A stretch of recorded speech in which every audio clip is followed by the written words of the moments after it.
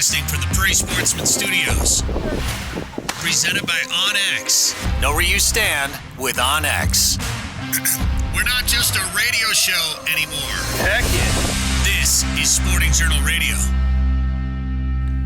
That's right. We are not just a radio show anymore because obviously a lot of you watching this on YouTube can see this. So it's more like a talk show that's about the outdoors, a video podcast, whatever you want to call it. Thank you for joining us. I'm Bret Amundson. That's Dan Amundson over there. Dan, how you doing? Hi.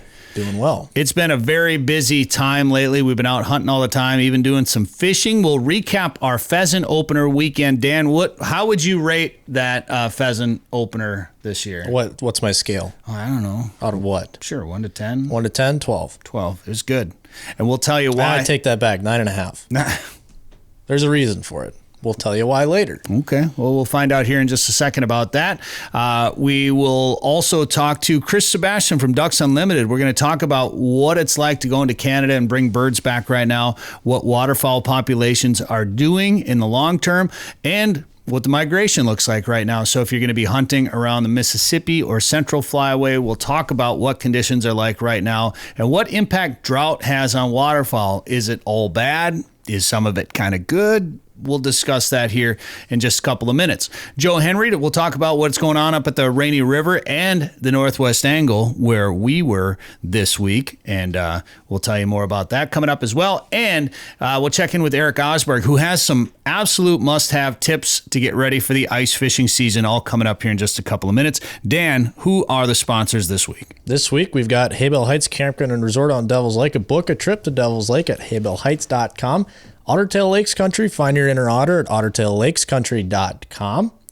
Lake of the Woods Tourism, Lake of the Woods is the walleye capital. Plan a trip for this fall or winter at lakeofthewoodsmn.com. OnX, know where you stand with OnX. And Prairie Sportsman, watch episodes anytime at the Prairie Sportsman YouTube channel or check your TV guide for air times. Congrats on the Emmy, Prairie Sportsman. Yeah, thank you very much. On behalf of Prairie Sportsman, it was an interesting day Saturday, Dan. You know, we were in Worthington for the Governor's Pheasant Opener. We went out, had an amazing pheasant hunt, and then literally drove from Worthington to Bloomington. I had to take my orange off and put on a suit for the Emmy Awards. And I was thinking, you know, Bob St. Pierre's got that blaze orange suit. Yep. And I was thinking, how perfect would that have been to wear to the Emmys on Pheasant Opener? Well, you could have worn it hunting, too. With what we walked, you wouldn't have even gotten dirty.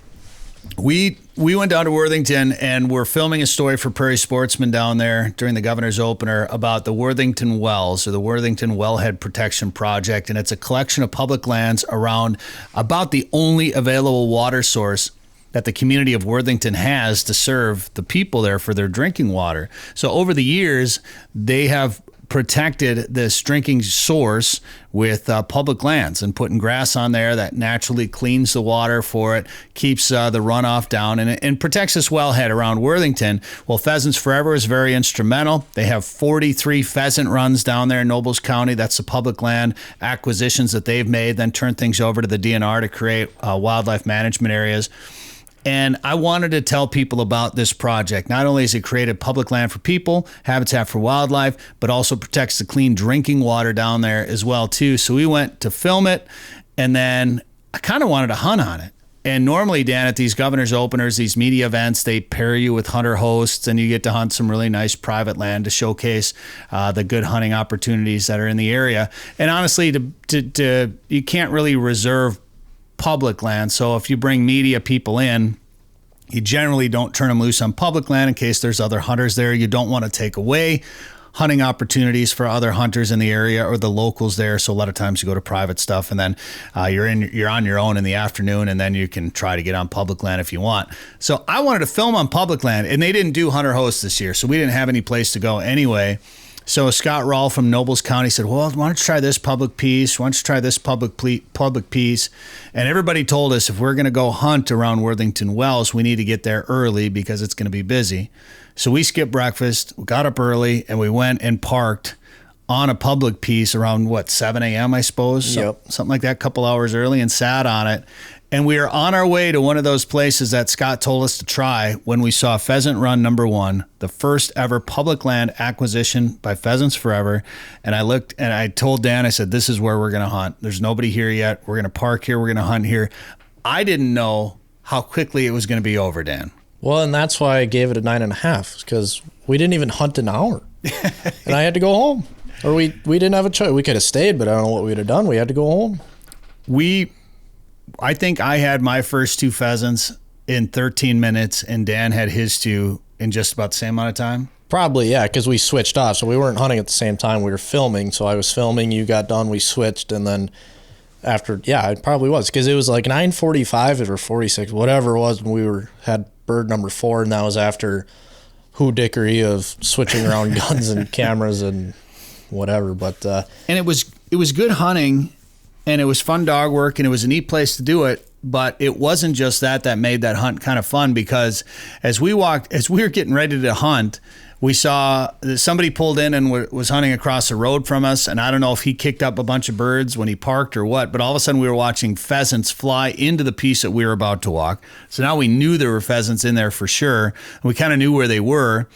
And then as we were getting ready to walk, all of a sudden these 3 hawks were just harassing all these pheasants, and they were getting them up out of the grass, and there was a cut cornfield next to us, and it was right on the property edge, and they were chasing these pheasants throughout the cornfield. So it was just this wild, crazy, chaotic hour of pheasant hunting with us shooting our birds, seeing some really young birds, watching tiny work, and then seeing these pheasants get harassed by these hawks. And before we knew it, it was all over. But the ending might have been the best. And this is what Dan's last bird of the day looked like right here. Hen. Oh my gosh, there's a rooster. Nice. We're done. Just like that, it was over. And that was we were seeing birds bumping up all the time, but that was one of the biggest groups. And what did we go, 200 yards maybe from the truck? I don't know. I didn't even break a sweat. And normally I break a lot of sweats pheasant hunting. I'll never complain about being over quickly. But we didn't get to see much of the property. We didn't get to see much of the land. And then there was somebody hunting on the other side of the same public piece that we were on. And so we just turned around and got out of there quick, so we didn't disturb his hunting at all. And we definitely would have ended up meeting in the middle, and that's just the way it goes on public land on opener. But we didn't need to go any further. It was over pretty quick, and we filmed it all for Prairie Sportsman, and you'll see it coming up during the new season, which starts in January on Pioneer PBS. And we went straight from there to Lake of the Woods earlier this week. By the time you're watching this, we've been spending some time up at Lake of the Woods doing some layout boat duck hunting up at the Northwest Angle. It's a cast and blast trip. Dan, I've always wanted to be in layout boats. Is that something you've wanted to do? For a long time. And there's 4 spots in Minnesota you can do it, but who just has a layout boat laying around to go do it? So we're getting the opportunity to do it now. I always wanted to do it on the ocean, and that's a little bit harder, obviously, because we don't live near the ocean, newsflash. So this is the next best thing. It's basically the 6th Great Lake. So we get to go hunt some big water, and my favorite, go catch walleyes. I can't wait. Yeah, and at the angle too. So we're going to drive through Canada to get to Minnesota and do some layout bow hunting for divers mostly, and then also do some walleye fishing. I think it's Lake of the Woods, Mille Lacs, Pepin, and Lake Superior, I think are the 4 lakes. That's correct. You can do it on. So we're going to have a whole show for Prairie Sportsmen, and next week here on this show, we'll kind of recap our trip to Lake of the Woods to the Northwest Angle and let you know how you can do something like that and what our experience going through Canada was like to get up to the Northwest Angle. That's all coming up next week here on Sporting Journal Radio. All right, this week we're going to talk more ducks, lots of duck stuff on this show with Chris Sebastian from Ducks Unlimited, plus fishing reports from Joe Henry and an ice fishing preseason tune-up. What you need to do to get ready for ice fishing right now from Erik Osberg from Ottertail Lakes Country on the way. Did you know there are more than 1,000 lakes in Ottertail County? Yep, and I'm going to fish as many as I can. I'm an outdoorsy otter. Nothing beats a full day of fishing for me. The lakes of Ottertail County give me plenty of options to lower my boat and snag the perfect catch. Not an outdoorsy otter? No problem. Ottertail County has something for everyone. You just need to find your inner otter. To find your inner otter, go to OttertailLakesCountry.com.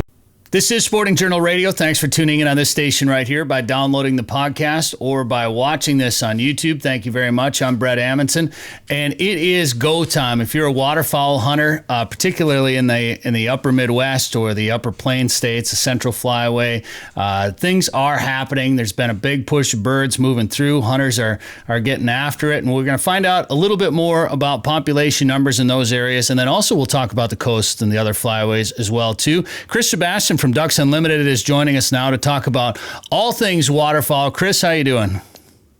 Hey, it's the best time of year, Bret. We're happy here. Things are moving. My waders are drying out as we speak from the hunts this weekend, so we're doing good. How do you dry yours out? Because I feel like there's an artwork. There's got to be some tricks. I feel like it's always the hardest thing to do to get your waders completely dry. Also because mine always leak.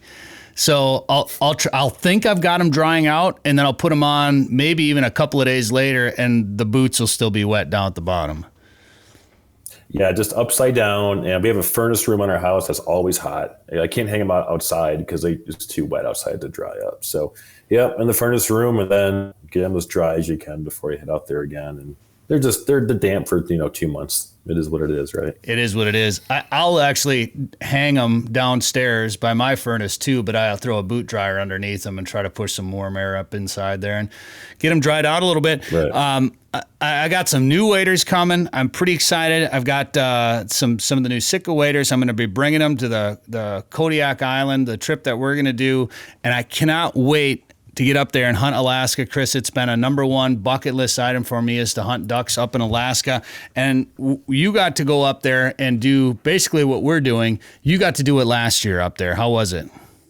Yeah, we were up there for Ducks Unlimited magazine. We did a big piece up there. And so we were up there in mid-December, which I guess every week after October 1, you go up there, the chances of getting in and out on time decrease exponentially, right? So the weather is so cool to see in that environment. The conditions that you have. We were stuck in Anchorage for an extra day and a half because the winds going around Kodiak Island were hurricane force, and they finally let us fly in. When the winds got down to about 45, 50 miles an hour. So it's a whole different world up there. And yeah, I mean, the waterfowl. Wait a minute. I just want to back up for 1 second. Did you say they finally let you fly when the winds calm down to 40 to 50 miles an hour? Yeah. So we could fly from Anchorage to anywhere we wanted to go in Alaska except for Kodiak Island. Because you just looked at this radar map, and the winds were just going around this island. And yeah, the flight in was pretty bumpy, but we made it. So yeah, we just planned for extra time before and after to get in and out. The family wanted to make sure we were home by Christmas, and we were. So that's what mattered. How long of a flight is that from Anchorage to Kodiak? Oh, it's only about 45 minutes, right? It's a short flight, 40, 45 minutes, and you don't get up very high, but yeah, on the way in, it can get pretty bumpy. I bet. So Mark, you went up with Mark Smith from Aglow. We're going up with Mark as well here. And we were talking about this trip and planning for it. And he was saying, well, yeah, we got, we had to stay in Anchorage a few extra days or whatever because of weather. And so this is what you guys want to do, some filming up there. I said, yeah, we're going to do this film for North American Waterfowl. Want to get a lot of stuff, really cool footage, really cinematic, interview a lot of people up there, get some really neat stories. And he goes, well, you better plan for 2 weeks then. Oh, okay. You don't have to twist my arm, right? Yeah, right. 2 weeks in Alaska, sure, you betcha. Yeah, that's so funny. I mean, what's so cool about the people up there? Mark Smith is calling me right now. As a matter of fact, what are the odds of that? But yeah, he said plan for some extra time, and the same thing happens when we go to Saskatchewan. When you're flying in those small planes and bouncing around, you are always flying around the weather. So we're planning for that a little bit. Weather's definitely going to be part of the story up there, isn't it, Chris?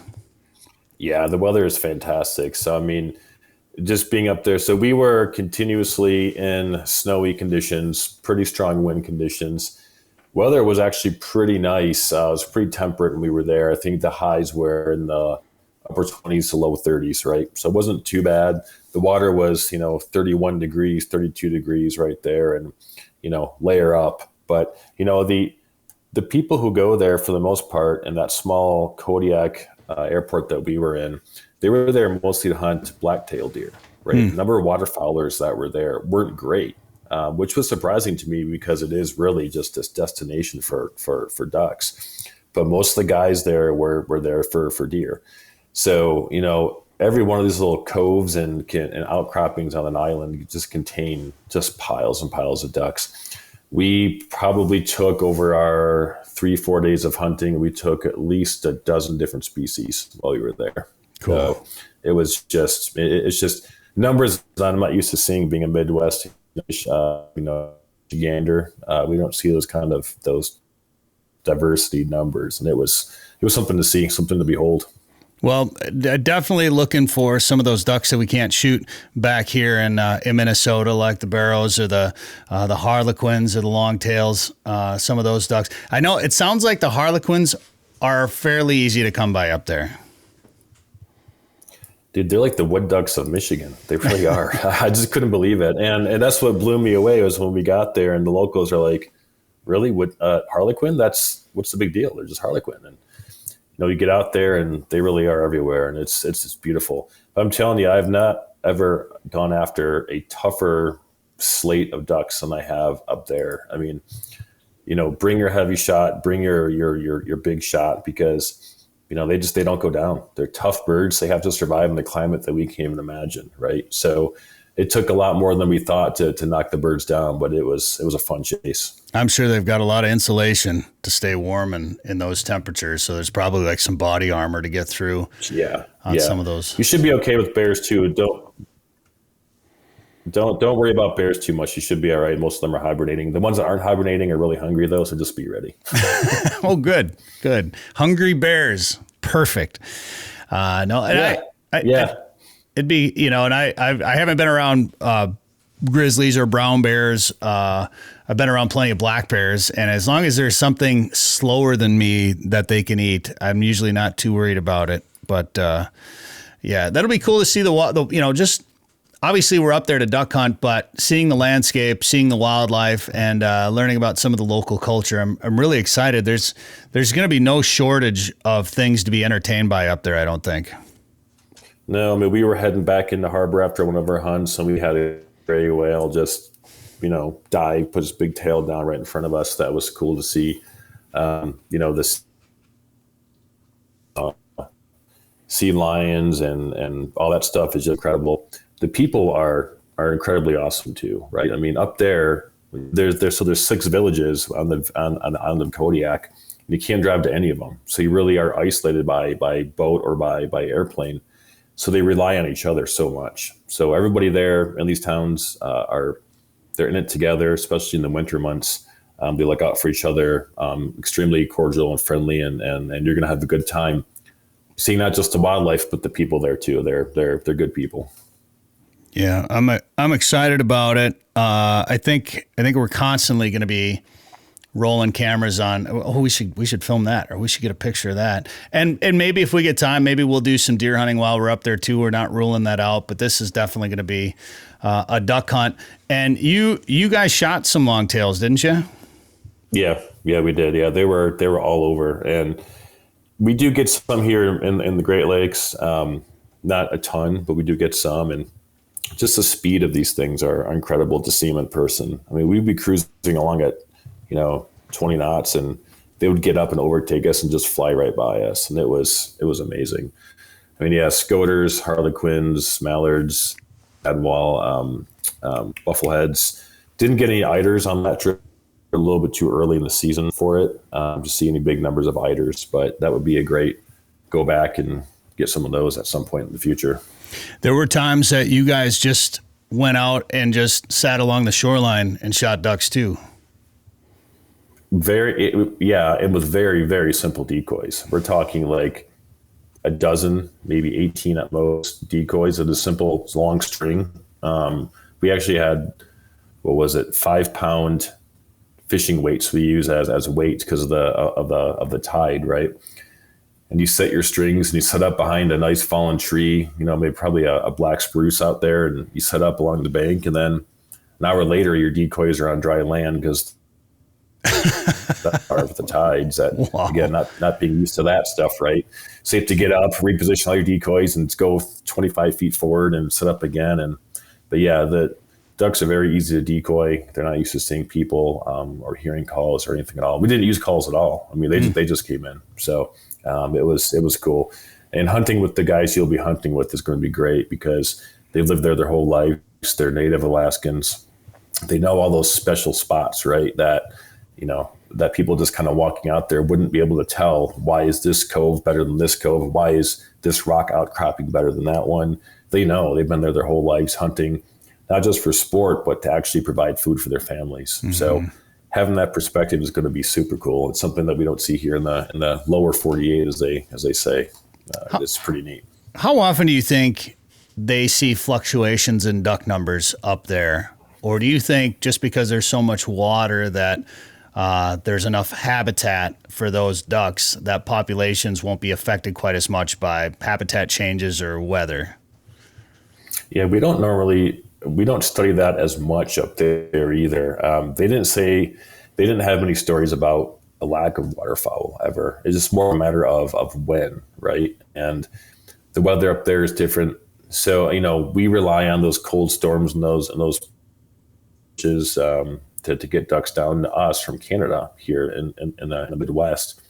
Up there, it's the same thing. But they also have to worry about water freezing over a lot more than we do. In fact, the week before we went there, they had some historic cold snap that froze up all these bays, and we were actually concerned that most of the water near the shore would be really, really frozen up. But it broke up just in time. It was fine. You've got ocean water and ocean currents and temperature to play with out there. So it opened up just fine. And then, flying in and out of Kodiak and out of the village of Port Lions, you could see guys out there with their diver setups offshore as well. We never did that personally, but there were a few of them who were setting up offshore. So even if there is ice, you can walk across the ice and then get it on the big water. Sounds like the ducks are there. It's just where to find them.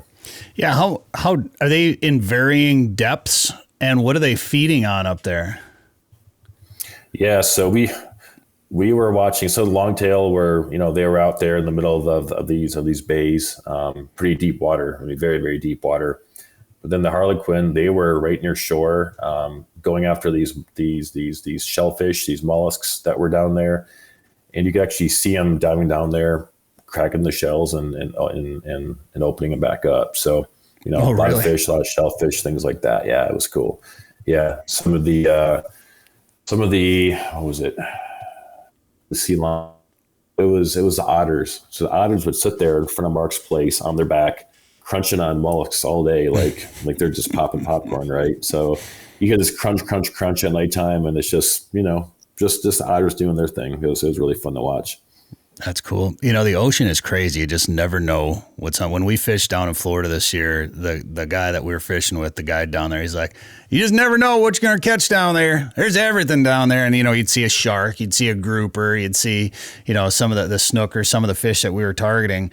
But you just never know. When you talk about having a whale next to the boat there, you just never know what's going to be swimming through the water there in the ocean. Right. Which is sometimes why I like to hunt in Minnesota, because I know that there's generally not anything in the water that can eat me.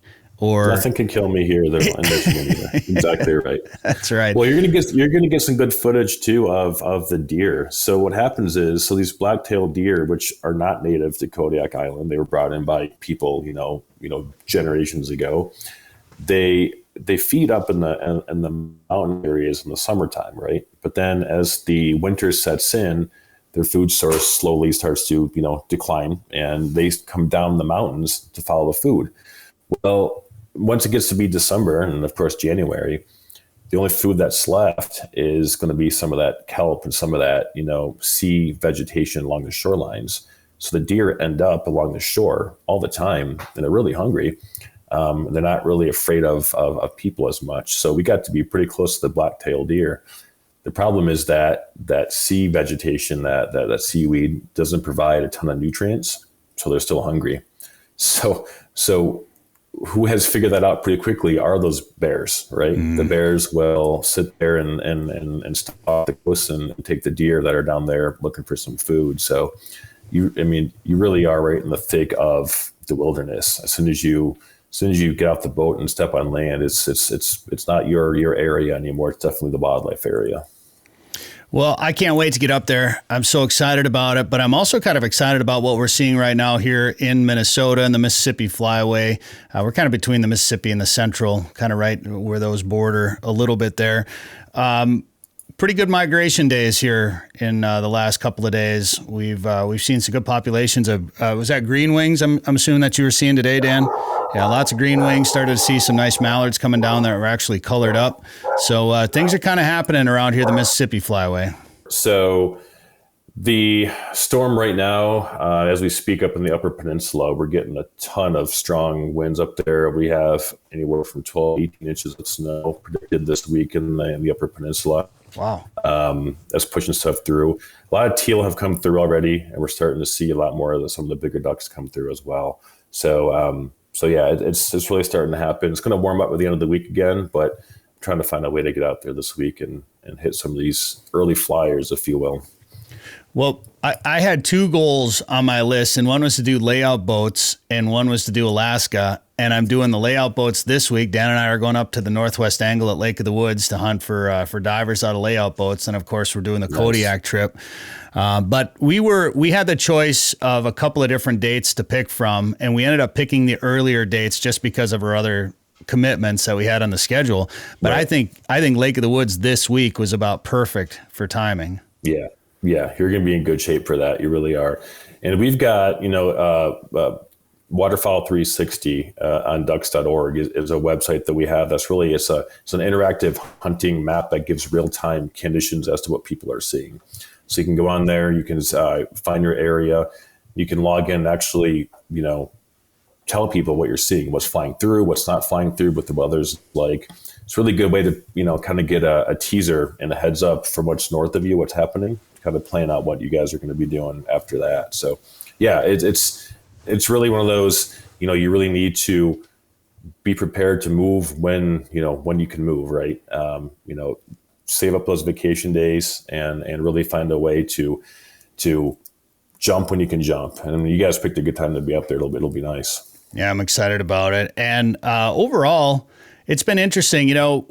We've been hearing a lot about pintail numbers this year, particularly early. There were guys shooting pintails all over the place. And with the limit being 1 in our flyway, I know that number's gone back and forth in recent years. What have you heard about pintail populations, and has that been reflected in what you're hearing from hunters this year? Pintails overall are one of those species of concern for us. The survey numbers. So this year was the first time that the U.S. Fish and Wildlife Service and the Canadian Wildlife Service first time they were able to actually go out and do waterfowl surveys again. They've been done annually, but because of COVID, they were shut down for a couple of years.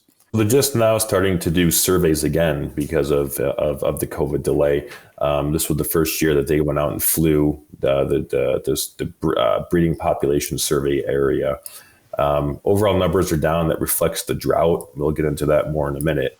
But pintail numbers are still down. So they're down 1% from 2019, which is the last time we did a survey. Long-term average, they're down 54% from long-term average numbers. So pintails are not, population-wise, they're one of our bigger, species of concern that we're still researching to figure out why that is. So the fact that guys are seeing them right now is interesting. It's good to hear. Yeah, we were kind of surprised about it. Didn't we shoot some pintails early too this year? One in Minnesota, Canada. Well, we shot some in Canada. That's right, and in Minnesota, we've heard a lot about them. And then we saw a flock of specks early this year, and then last year on our opener, I think last year was around the September 25th or whatever it was last year in Minnesota. I can't remember, but we shot specks on the opener of Minnesota last year. What do you think is going on? Do you think? And we're seeing more snow geese moving eastward. Do you think the populations are growing, or do you think there's been some drought conditions that have moved the birds' flight path around a little bit? It could be both, right? But the changing of the migratory routes is what always fascinating to me and to our scientists too, right? I mean, not just east-west, but north-south as well. Here in the States, we're seeing habitat that traditionally over the years was managed for one species that now, because of changing climate, whether it be amount of precipitation or just more realistically, just the temperature wise, birds are not moving as far south as they used to. So, our habitat managers and our DNR partners and the Fish and Wildlife Service, we're having to really reassess in some areas how we manage land and how we go about a conservation project to see what's happening now, but what's going to be the needs, 20 years from now. So, all these, changing immigrations and seeing birds at different times, it could be an anomaly. It could be one of those, I like to stock market type thing, right? Day to day, you might see wild swings up and down. But what we care about is that long-term average and those long-term numbers and stats to really figure out where's the best place to use our dollars to try to put this habitat back on the ground. That's very, that habitat land, the conservation land, really is, I guess you could say, illustrated by the condition right now, right? So overall, the last couple of years of droughts in the prairies, we've seen, a 12% dip in overall duck numbers from 2019. So that's a 12% dip.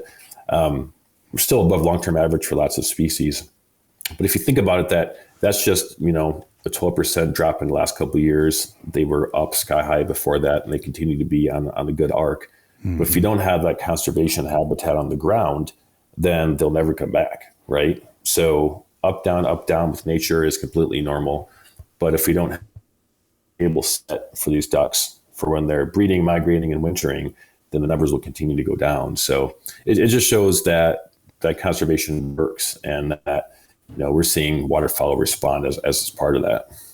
So there's a U.S. State of the Birds report that came out, and it sounds like we're losing all sorts of birds out there right now. Yeah, so that one, this State of the Birds came out. It's like over 30 conservation organizations work on this report. First one came out in 2019. That's when they said we've lost 3 billion birds since 1970. So in the last 50 years, we've lost 3 billion birds. The report this year was equally as stark. It's saying, look, over 50% of our species of all birds, not just ducks, have gone down across the U.S., with one exception being the ducks and the birds that rely on wetlands. Those have actually gone up over 30% in the last 50 years. So everything's going down, except for wetland birds, which are going up. And the studies continuously say that that's because of dedicated efforts by hunters and conservation groups to restore the habitat for the ducks. It actually pays off. So that investment, over the last, 50 years, for DU's case, 85 years, to put that habitat in the ground, that pays off in those long-term stock market game. That's where it's paying off right now. We've done 15 million acres of conservation across all of North America here. And, that means when we do have drought in the prairies, the boreal forest is still going to be wet, right? So hopefully it's still wet, and it is in this case. So the birds can go over there and work on breeding over there. So giving them options gives us all options come hunting season. It's pretty neat to see. It's amazing what habitat can do. When you see it, when more habitat gets put down, just what it does, it's not just benefiting ducks or pheasants or deer or all the above, but also songbirds and all the other wildlife and critters that are roaming through the grass and other habitat complexes that are put in. But it's also cleaning water and cleaning air and doing a lot for humans at the same time as well too. So habitat organizations, of course, thumbs up from us, and DU gets a lot of credit too for what happened. It was crazy because we were in Saskatchewan, Chris, and we went up in August. And we had about a 3-week or so trip planned, and we went up and we fished Tobin Lake for about a week until the September 1st hit, until the waterfowl opener hit, and then we started hunting waterfowl in Saskatchewan, and we were just jacked about it. We were so excited. And on September 2nd, this import ban came down from the USDA about bringing birds back in from Canada, and we all just kind of shook our heads and like, what the heck is going on here? And so we made plans. We had family coming up that they were going to come up and join us and hunt, and they were going to, bring some birds back, of course. And then all of a sudden they couldn't bring any birds back, and we were shooting, a lot of Canada geese. We were doing pretty well, and we were eating it as fast as we could. So Dan called up USDA, and he's like, "What can we do?" And they're like, "Well, as long as it's cooked, you can bring it back." So we got a bunch of sticks processed. Well, then on September 12th, the decision was reversed. So all of a sudden we had all these processed sticks. So we had to leave. We gifted and gave away a bunch of sticks to some farmers and some friends up in Saskatchewan. But we were in a unique situation because we were up there when both decisions happened. So we had to kind of go with the flow. Now, obviously, a lot of people were still planning to go up there after us, but what you guys did to get that import ban reversed was a big deal. So kudos to you guys for doing that. Talk about that process and what went on behind the scenes there to make that happen. Yeah, no, and thanks for that. And what you guys went through is what obviously thousands and thousands of hunters went through as well. It's, for some people, it's either the trip of a lifetime to go up to Canada, or for some, we do it every year. It's our tradition. It's what we do. So to have this back and forth right on the cusp of hunting season really put lots of people in a bind. So obviously this is all related to the avian influenza concern that's been hitting North America. Scientists have been studying this for months as to how it spread, why it spread, where it spread, and what those impacts might be. Come September 2nd, that ruling came down where they were trying to prevent the spread of that, and they closed the border to all meat coming in. And yeah, that was a real head scratcher for a lot of us, because obviously the birds fly anyways, right? They migrate down south. So, we give kudos to the USDA. What we did was our chief scientist met them on several occasions. Right after they came down, we got right on that. They wanted to be educated. They wanted to learn more as to, okay, what are your scientists telling us or learning? What is what is the science and data explaining should be, the best decision for this? It took a couple of conversations, but, they realized that, that ban on harvested meat in across the border will not have an impact on the spread of this disease for whatever level it might get to. And what they're really doing is just, harming that tradition, and also the economies too for the local, Canadians who rely on our hunters coming up there. So we give kudos to them for using science to shape a decision and then change it back. And yeah, there was a lot of back and forth on the decisions, but in the end, they listened to us and to our peers and to the science, and actually helped you guys able to bring some meat back, hopefully. Yeah. Well, explain this one to me. Like, why is U.S. Fish and Wildlife Service tasked with the job of making sure you're not over your limit on over your Canadian limit when you come back into the United States? You know what I'm saying? Like, it's because here, if we go out and shoot geese and then process it and make it into sticks, it doesn't count against your limit anymore because it's processed. But you can't process meat in Canada and bring it across the border because U.S. Fish at Customs has to count your birds and make sure you're not over your limit. Is that? And to be fair, I haven't hunted Canada for very long, so I'm not very well versed in the reasonings behind some of these rules. But it seems like that should be the job of Canadian wildlife officials to make sure you're not over your limit, right? Yeah, before it leaves Canada, comes into Michigan.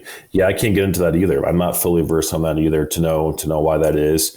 I know that the whole avian flu thing added a wrinkle into that as well, and really tried to shows the complexity of these cross-border situations that we try to manage, because obviously ducks don't know borders; they don't know international boundaries. So trying to manage that together, as illustrated with the whole COVID situation the last couple of years, going between borders is easy for apparently for ducks or for people at this point. So.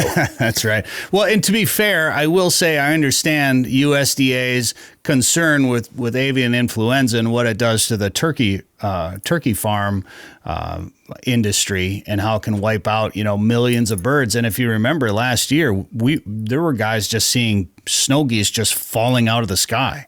Or you'd see Canada's just kind of sitting there dazed, not knowing what's going on. They were obviously afflicted. So it was a weird year last year and last spring when birds were just dying all over the place as they were migrating. So I understand the concern. It was obviously just a little bit of a misguided decision to put that ban in, and obviously it was reversed 10 days later. So that was good. So right now, let's walk through. So we're actually going through Canada this week to get up to the northwest angle. So we've got a weird situation this week. So we have to travel through Canada to get to the United States from the United States, if that makes sense. So we have to declare our firearms. We have to fill out the form, pay the $25 Canadian to get through, and then spend, 45 minutes or so in Canada, and then get back into the States, then turn around and come back. So we're going to have to travel with waterfowl through Canada. So I'd assume it'd be just like importing birds from Canada. What are the rules right now? And is it the way the rules have kind of always been, or is there some changes with it this year now?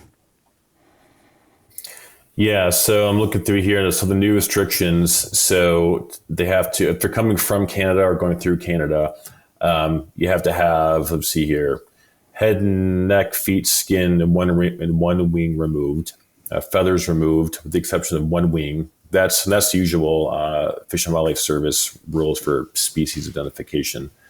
They must be rinsed, clean, and in clean water and packaged. In leak-proof packaging. They must be chilled or frozen. So, keeping that one wing on for identification is important. Aside from that, having everything else removed is going to be what you have to keep in mind. Yeah, it sounds like just everything just needs to be cleaned a little bit better this year. That's their big concern, is just making sure everything is rinsed and clean. They're talking about boots and knives and whatever else you're using for processing. Just make sure that everything is cleaned off, which I just try to clean all that stuff anyway, just for cleanliness and sanitary reasons as much as possible. But it's going to be an interesting trip. We're looking forward to it. We're hunting out of layout boats there. It sounds like they had a good push of, I guess it's a lot of buffleheads up there, and maybe some bluebills and some other divers ripping around. So we'll just see how it goes. If we can knock down a couple of birds and not throw a camera in the lake, I'll be happy, Chris. That's my biggest concern. Well, and keep in mind too, we talk about these regulations and whatnot. It's not with a tone of we're trying to make it hard for people, or we're trying to be, a buzzkill, for lack of a better term. It's that science is a continuously evolving thing. And as a science-based organization, here at DU, we're constantly doing studies and surveys on everything from, how much nutrients a wetland removes from the water, all the way to we put a satellite transmitter on the back of a mallard hen and see where she goes, right? We once you think you know everything, it changes like the next day. So this avian influenza situation is an example of really learning on the fly. It really is a shifting and evolving type thing. So, we see why it might have been banned to begin with, but we're more excited and more optimistic about the fact that it was changed back based on science, because again, they're learning, we're learning. And the hunters, we're all kind of in the middle as we're trying to figure it all out. But we're trying to figure it all out for us. So, well, sometimes making things easier makes them a little bit complicated, and you just have to try to pay attention to the changing winds. And some things are changing here in Minnesota as we discuss habitat and habitat management. The drought has obviously not been great, but some ponds I've noticed that are normally a little bit deeper have been a little bit shallower, and maybe there's a few more ducks kind of using them because they are a little bit shallower. Shallow water is a friend of the ducks, isn't it, Chris? Yeah, it is. Yeah, you're looking at like 3 feet or so. That's where those dabblers can really get down there and get that submerged aquatic vegetation. And you have to have that vegetation, and sometimes lowering lake levels will help that vegetation grow back. And there's a new project coming for Indian Lake here in Minnesota, isn't there? Yeah, so Indian Lake was just designated by the state as an official wildlife management lake, and that's just official designation. There's actually 60 of these lakes across the state that have this designation. It covers almost 60,000 acres of lakes. What that does is it gives the DNR the authority to lower the water levels. And to get a little wonky here for a second, the way we do a lot of projects for wetland restorations is that we go back in and we put the infrastructure on the landscape to give the DNR, or the Fish and Wildlife Service, the ability to kind of replicate what a wetland would do during its cycle, right? Sometimes they're dry, sometimes they're wet. The dry part of a wetland cycle is just as important for ducks as it is the wet portion. Because what happens is when a marsh has been wet for years and years and years, it's developing the seed bank in the muck that you're walking through with your waders.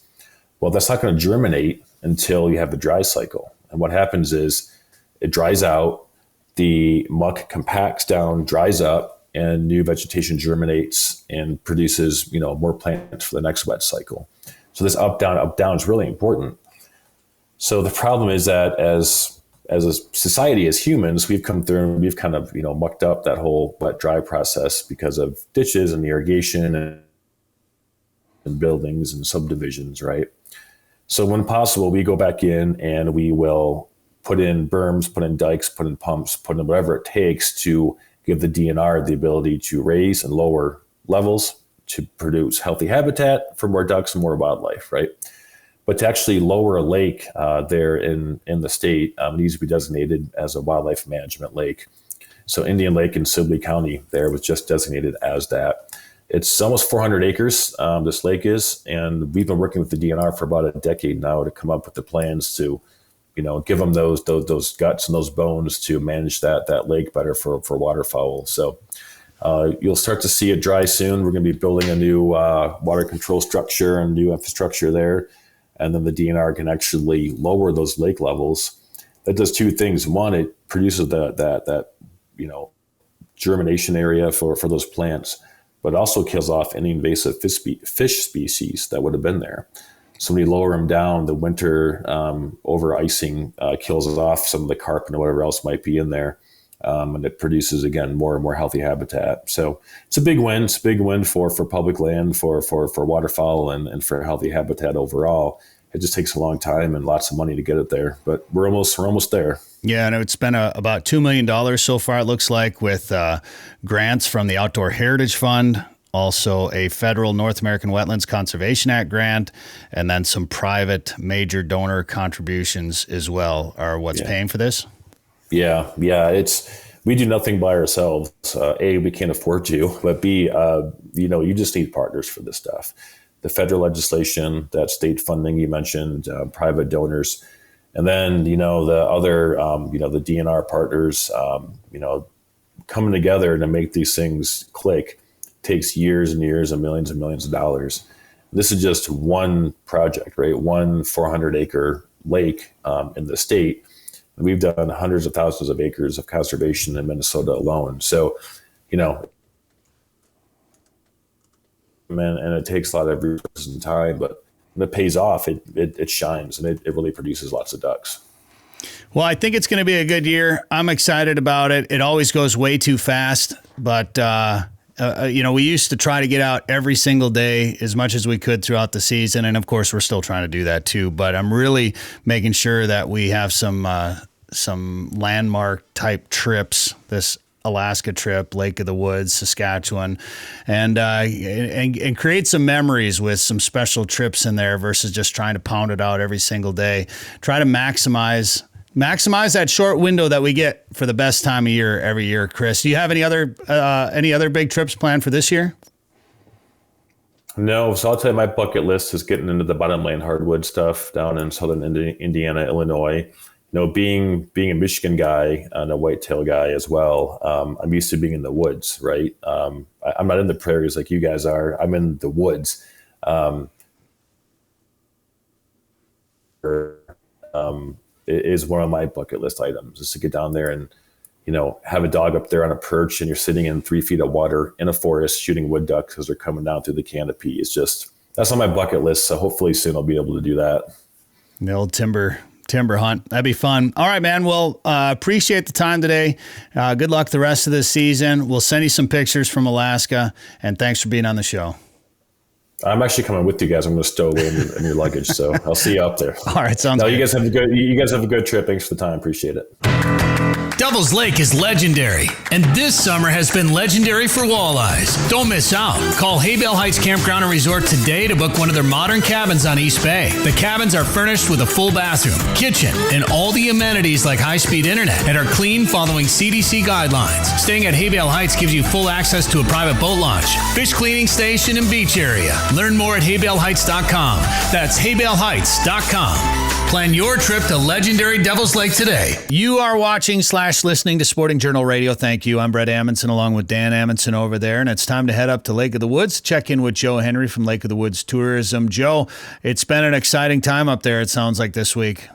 Man, we are in the heart of it right now. I mean, right now, if you're an outdoors person and you like to hunt and fish, I'll tell you right now, it's a darn good time of the year.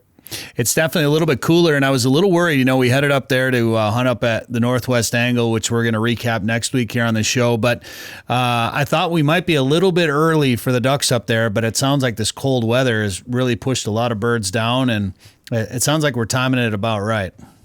Yeah, I tell you, that's one thing about duck hunting, right, is that the migration. You got to play the migration a little bit, and it sounds like you guys might be timing it very nicely. We had some pretty darn cold weather, and getting down in the 20s. And I'll tell you what, that pushes some birds down. We also had some snow, and that'll do it too. So, you guys, I think it's going to be working out real nice for you, put it that way. And I'll tell you what, doing the layout boat hunting, man, how fun. I'm excited. So the Chili Bowl wasn't just a clever name last week. It was kind of chilly out there. It was chilly out there, yeah. They had a little bit of weather come in just before the Chili Bowl. They had some snow and wind and stuff. And, that's fall fishing, though. That's kind of what you're used to. The one thing I'll say is that, the Chili Bowl tournament is put on by Borderview Lodge, and it's got a capacity of 75 boats.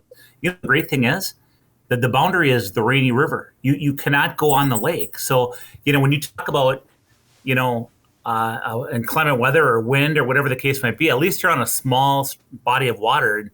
Yeah, you can fish 42 miles of the river, but it's fairly narrow in almost all areas. And, if you really want to play the wind, you can go around a certain curve or certain bend and really get out of it. So this is the right mission. Yeah, well, we found that out fishing there in the spring last year when we were fishing in a snowstorm while we were up there. There's places you can hide, and fishing can be pretty good. How was the fishing for the tournament this year? Well, I think it's pretty darn good overall. I mean, they were dealing with really a pressure system coming through with wind and snow and rain and everything before the tournament, and even during the tournament, it was pretty, a little bit windy and cold and stuff. But despite that, the winning bag of fish for 5 fish came in at about 19 pounds, so just under a 4-pound average. Which, hey, you know what? Not a bad average. Most people caught fish, and my understanding is, especially pre-fishing when the weather was nicer, a lot of fish came through, but I mean, everybody's saying, geez, we caught our walleyes, but we also got, a lot of times I'm hearing 6 different species of fish. And of course that would be your walleyes, your saugers, pikes, smallmouth bass, sturgeon, perch, suckers, crappies. I mean, they're catching everything in the river. Sounds like they're catching some big sturgeon up there right now too, of course. Well, it's funny. They're catching some big sturgeon, and a lot of the sturgeon being caught are being caught accidentally by walleye anglers just using a jig and a minnow. So, yeah, and this time of the year is when those sturgeon, they start going to the holes and they really start getting active just before the winter too, And, most people are up there fishing walleyes because the walleye run is on. The shiners and the walleyes are in the river. But some people still like fishing sturgeon. It's something different. And I get that. It's kind of fun. I mean, plus to catch a 60, 70, 80, 100-pound fish, I mean, you do that every day. Yeah, I mean, they're huge fish, and they're fun to catch. And I know a lot of the walleye anglers don't like battling them on walleye gear because it might be an hour-long fight. But, I mean, how much fun is that to catch a fish that big, no matter what gear that you're using? We're hoping to get into some walleyes while we're up at the angle, of course, and maybe we talk to the guys, and maybe we'll target muskies a little bit while we're up there as well, too. But we're doing it for ducks, and then we're going to try to get on the Rainy a little bit during our trip up there. But, Joe, with this cold weather, it's got a lot of people starting to take out their ice fishing gear, starting to think about ice fishing a little bit. I just talked to somebody I'm going to be hunting with, deer hunting, and he said the same thing. He says, man, as soon as it snowed, I was all jacked up. I couldn't wait to pull my collapsible out and get everything all kind of cleaned up and ready to roll for the winter. And I think a lot of people are that way, and it's awesome. But I would say this, up at Lake of the Woods, when we get things rolling, we're normally talking about November for spearing, end of November for spearing in the back. And then when we're talking, getting day houses out, like resorts getting the day houses out, that's normally right around December 10th, give or take, depending upon how cold it is outside. So it's coming quick. And I'll tell you what, if you haven't made your reservations, if you want your select dates, now's a good time. What's your number one tip for somebody getting their ice fishing gear ready for the new season? What's the first thing you tell people to make sure they do? Well, make sure that your auger's ready to roll. So if you have a gas auger, you got to make sure you start it and everything. With your batteries, make sure if you have electric auger, your batteries are ready to roll. And then, as far as your electronics, make sure that your batteries are charged up. Make sure your batteries still work okay. Well, and then in addition to the your auger and electronics, I would start looking at your rods and reels and checking out your line, because your line in many cases it can be good, but in some cases you might want to change it out. And also too, take that last 15, 20 feet of line off your spool. That's going to be the line that gets used the most, and cut that off. At least start fresh that way. But the other thing too, if you're a panfish angler and you're using that 2 and 3 pound test, that's where you really want to check it over. Even walleye anglers, when I say check out the line, you want to feel that line. If there's any kind of nick whatsoever, replace it. If you have any doubts, line isn't all that expensive. Replace it. Obviously your super lines, your braided and such, are going to last longer than your monos and your fluorocarbons. If you're using a braid for jigging for walleyes and you have that fluorocarbon leader on there, you know what? Replace that fluorocarbon leader at least. Just little things like that are going to help you do well. I also like checking my lures out, Brett. Sometimes you get a little moisture in there and you get some rust in there. Maybe you want to sharpen some hooks. Maybe you want to do an inventory of your ice fishing lures to see what you might need this year.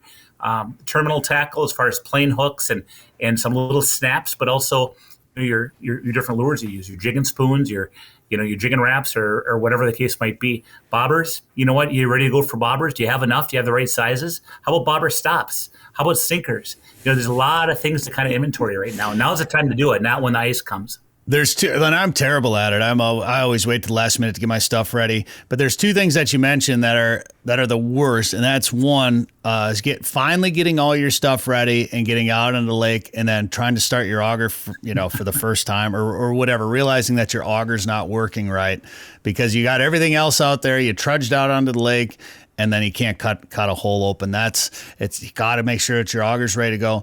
But bobber stops, I don't know how many times I've gone ice fishing and then realized I either forgot my bobber stops or brought the wrong tray or just was out of them and didn't restock. And then I'll inevitably tie it on the wrong place or something. It's always something with the smallest little thing like a bobber stop. Are you good at fishing? I'm terrible at it. Yeah. It's not good. You sound like you're that's why you have Danny with you to help you fish. Yeah, but I really the one thing I'll say about a bobber stop, if you forget your bobber stops, one of the things we do, I do sometimes anyway, is if the walleyes are biting a little finicky, I'll take that rod and reel and I'll set it on a bucket and I'll have that tip. Try to use a rod with a flexible tip, but you can just watch that tip. And sometimes, that tip will if that just goes down just a little, you set that hook, there's a nice walleye sauger hanging on there. And that's kind of the name of the game. Just adapt, right? Even when I do have bobber stops, I do have bobbers. There's times where I'll just set that on a bucket. It's even a better indicator. Yeah. Well, it's going to be here before we know it. It's coming soon. I'm looking forward to it. And I will have my bobber stops and my auger working, because we talked about it now and you guys made fun of me. So I'll make sure I got that stuff ready. When's the last time you had a working auger? My auger's worked every year. I just haven't had to bring it anywhere because we've always had about 3 augers everywhere we go. But yeah, I'm excited for it. Although my problem is I always end up hunting too late. And then by the time I'm done hunting and getting more serious about ice fishing, everybody's into the season's in full swing. I'm not an early ice kind of guy. So usually things are in place by the time I get out there, but it's coming quick. And if people want to make a trip up to Lake of the Woods, they should plan it now. And what should they do if they want to find out more information about getting up there, Joe? Yeah, you know what? All of our resorts, all of our sleeper fish house businesses, etc., are on our website. And that is lakeofthewoodsmn.com. walleyecaptain.com. Come ice fish the famous waters of Minnesota's Lake of the Woods, the walleye capital of the world. Experience full-service resorts featuring heated fish houses, ice transportation, meal plans, and sleeper house options. From the northwest angle to the south shore, Rainy River and Baudette, the Midwest's #1 ice fishing destination. Walleye, sauger, perch, and northern pike. Minnesota's Lake of the Woods, best fishing anywhere. For more information, log on to lakeofthewoodsmn.com. 852 million acres of public land, 147 million private properties, all in the palm of your hand. The #1 hunting GPS app just got better. With hundreds of custom map layers, 3D and topographic maps, you can easily scout on the road or at home before you go. And now you can get important weather details, CWD detection, and even know what crops have been planted where. Get the most trusted hunting GPS app ever made. OnX. Know where you stand with OnX. All right, this is Sporting Journal Radio. Thanks for tuning in on the network by demand at sportingjournalradio.com. Maybe you downloaded the podcast wherever you get your favorite podcasts, or you're watching this on YouTube. Thank you very much. I'm Bret Amundson. That's Dan Amundson over there. And there's a little bit of ice on some of the smaller bodies of water early in the morning. A couple of those mornings here this week. There's a little bit of ice breaking when you were out there duck hunting the other day, Dan. So I'm surprised somebody didn't go out there with an auger and some electronics, and just so they can say they were the first ones out on the Crossed my mind. I'm not going to lie. out on the ice. Obviously, not enough ice out there. Not definitely not safe ice, of course. And Erik Osberg is going to join us now from Otter Tail Lakes Country. Erik, it's time to start thinking about ice fishing a little bit, isn't it? It is, and I would given a choice, I would rather open water fish. Yeah, any day of the week and twice on Sunday. But yes, eventually the globe will turn enough that the sun will be too cold and we will have ice. And then the first, and then we'll go ice fishing. So yeah, it's right around the corner. Yeah, we got some time, obviously. But what do you do this time of year? Like, I'm notorious for having not getting my gear ready for ice fishing until the day we're going ice fishing. That's a good question. Okay. Number one, wherever your ice rods are right now, try to think of where your ice rods are. I'm not sure. Okay. Well, step one is find your ice rod. And what I do, like usually in the spring, I'm in such a hurry to go open water fishing that I don't really tuck my gear away like I should. But what I've been doing the last few years is I locate my ice fishing rods, and at the very least I pull all the line off. Okay. It's kind of hard to dedicate yourself to say, okay, I'm going to replace all the line. Well, if you go pull all the line off, you'll be forced to put new line. You know what I mean? Like when it is time to go ice fishing, you'll be like, oh shoot, I got to re-spool. So that's, that's one thing that I've been doing the last few years is I just pull the line off. And then when I go out fishing, I know I have to put. Now, obviously, if you're using, walleye gear and you've got some braid and you're just using fluorocarbon leaders or whatever, you don't need to replace that every single year. Yeah. But all your mono or your fluoro or all that stuff.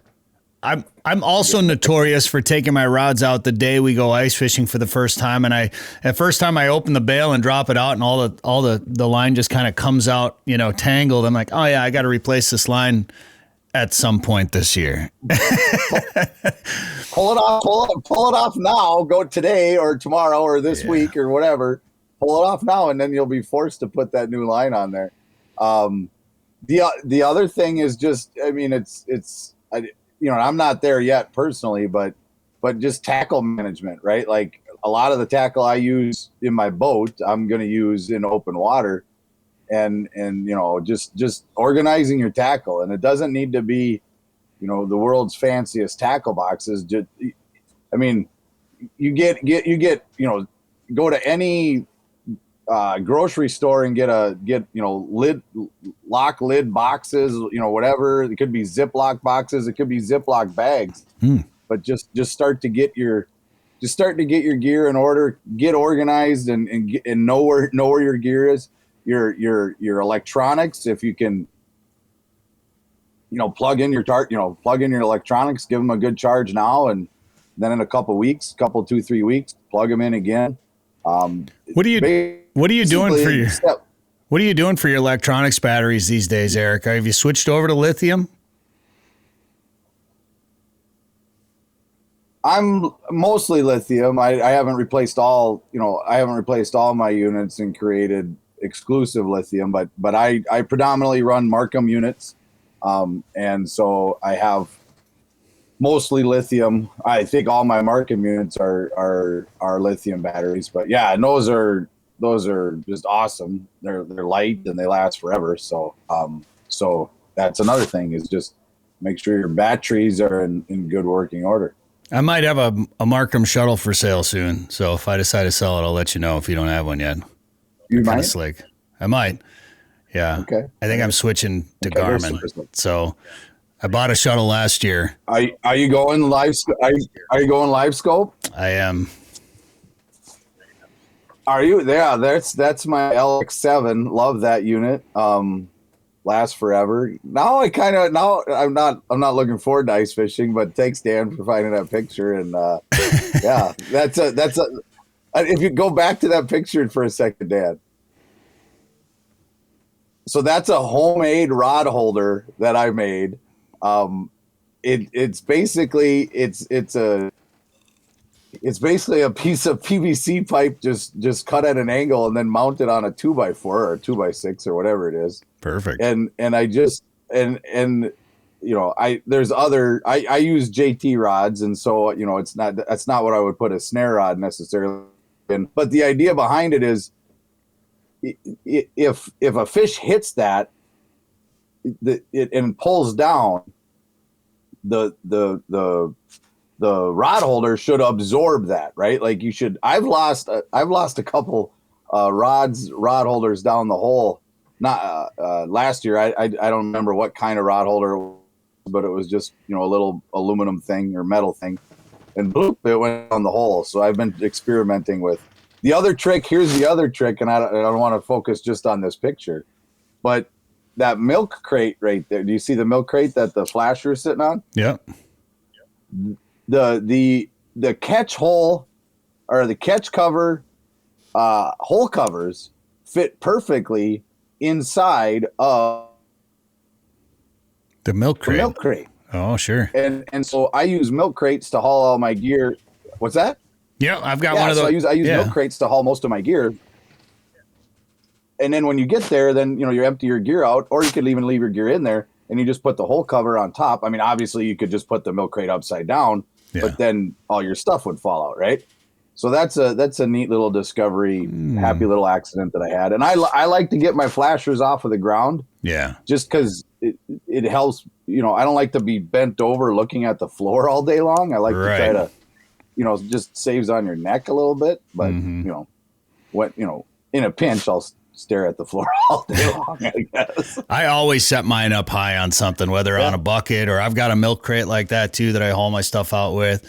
I've never seen it with the catch cover lid on top of it like that, though. That's pretty neat. Yeah, and then again, if you have a bunch of stuff in the crate, right? Like you don't have to dump it out. Propane tanks or lures or tackle boxes or whatever, you just do that and then put the lid on top and it works. So that's a great idea. Yeah, I like it. The other thing. Go ahead. No, go ahead, Erik. I was going to say the other thing. I love Coleman lanterns. I love old school Coleman lanterns.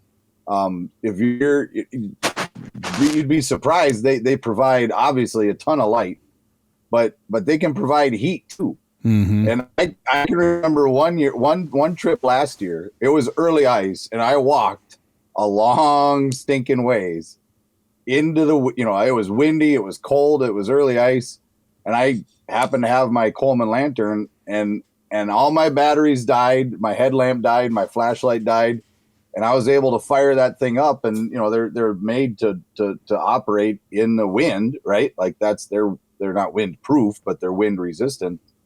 And that. I don't want to say the Coleman lantern saved my life, but there's something about that hiss of a Coleman lantern that gets me going anyways. So absolutely.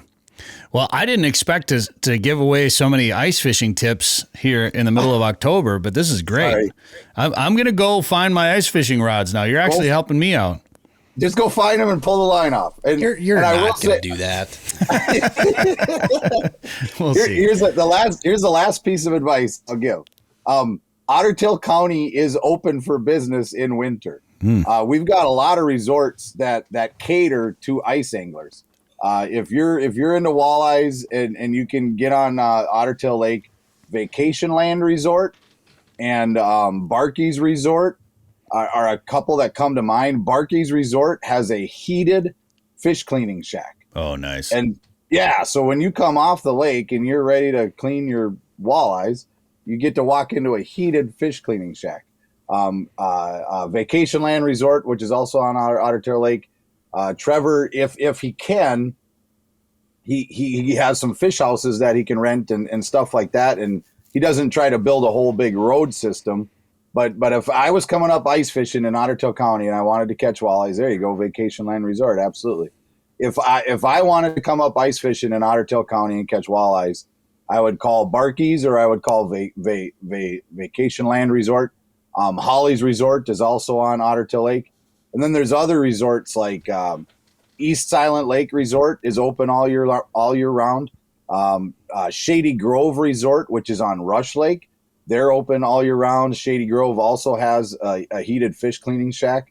And so just because it's summer, there's Shady Grove right there. They've done a really fine job, upgrading that facility over the last few years. So yeah, so if you're looking for an ice fishing adventure, we've got 1,048 lakes and we've got a bunch of resorts that are more than happy to accommodate you. And if you're not into the resort thing, places like you stayed at Pelican Motel, Lakes Inn at Dunvilla, Battle Lake Inn. There's a bunch of hotel, motel, like Grand Stay in Parker's Prairie. There's a bunch of places you can stay. Some of them have a pool. Some of them don't. Might be a little cool for the pool, maybe. Yeah. But hey, speaking of Pelican Motel, my brother watched the show when we were talking about the towel I used to clean off Tiny up there, and he goes, "Hey, I'll bring some." He works for Ecolab, so he's like, "I'll get that towel clean for him." So we'll help I'll be him sure out. to let him know. Perfect. Well, winter will be here before you know it. Ice fishing is just around the corner. Erik Osberg, thanks for the tips today, and thanks for being on the show. Thanks for having me. Sporting Journal Radio is a division of Macaba LLC. If you've got a question, comment, or story idea for us, send us an email. Go to sportingjournalradio.com. While you're there, you can learn how to advertise on the show and visit our store for hats, hoodies, coffee mugs, and more. Go to sportingjournalradio.com.